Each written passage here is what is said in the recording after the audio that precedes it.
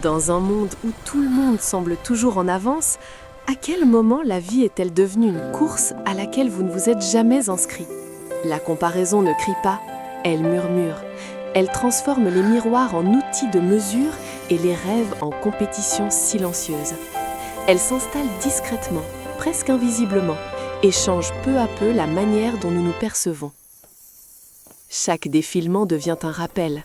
Chaque réussite que vous voyez semble être preuve que vous êtes en train de prendre du retard.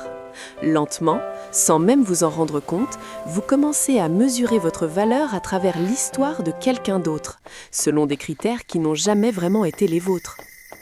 Plus vous essayez de devenir quelqu'un d'autre, plus vous vous éloignez de vous-même. Vous adoptez son rythme, vous imitez ses objectifs, vous transformez votre identité pour correspondre à un monde qui récompense la comparaison. Et quelque part en chemin, votre propre voix devient plus silencieuse. Mais si le problème n'avait jamais été d'être en retard, mais simplement de regarder dans la mauvaise direction. Lorsque le bruit s'estompe, quelque chose d'inattendu se produit. Vous commencez à noter les petits moments, le rythme de votre respiration, les choses qui éveillent votre curiosité, ces forces silencieuses qui n'ont jamais eu besoin d'applaudissements pour exister. L'amour de soi n'arrive pas comme une victoire soudaine, il grandit lentement à travers de petits choix. Le choix du repos plutôt que la pression, le choix de l'authenticité plutôt que l'imitation, le choix d'un progrès qui semble réel même s'il paraît invisible aux yeux des autres.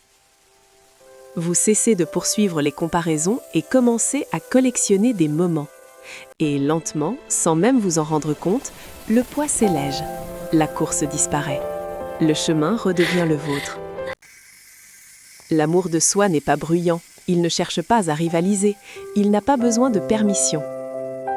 Dans un monde rempli de comparaisons, le plus grand voyage consiste à comprendre que vous n'aviez jamais été destiné à être quelqu'un d'autre.